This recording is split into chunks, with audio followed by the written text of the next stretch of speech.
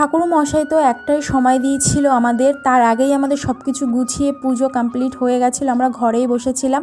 তারপর ছোটদি ভাই এসছে, মেজদি ভাই এসছে, পুচকি এসছে, বাবু এসছে।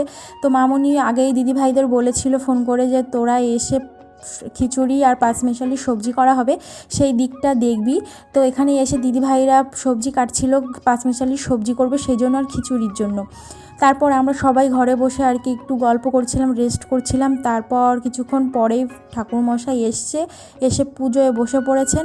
ফার্স্টে বড় ঠাকুরের পুজোটাও নিয়ে স্টার্ট করে দিয়েছে, এদিকে বিশ্বাসও বড় ঠাকুরের পাঁচালি পড়া শুরু করে দিয়েছে।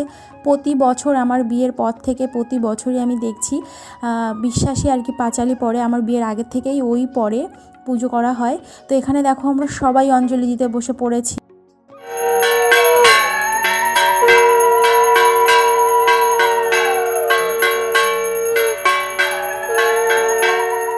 জগন্নাথ দেবের রথযাত্রার পরে সব পুজোর সূচনা শুরু হয়ে যায়, আর আমরা একের পর এক পুজোয় মেতে উঠি। বাংলায় একটা প্রবাদ আছে, বাঙালিদের 12 মাসে 13 পার্বণ, সেটাই আর কি। আর এদিকে আমাদের দুটো পুজোই শান্তিপূর্ণ একদম নিখুঁতভাবে সম্পূর্ণ করা হয়েছে।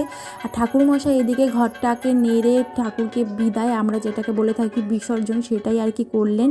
তারপর আমি যে চাল ছিল, 5 রকমের ফল মিষ্টি ছিল, সেইগুলো সব ঠাকুরমশাইকে গুছিয়ে দিয়েছি।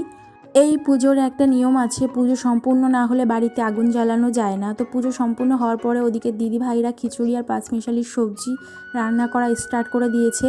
তারপর এদিকে দেখো আমি সব ফল প্রসাদ নিয়ে বাইরে চলে এসেছিলাম।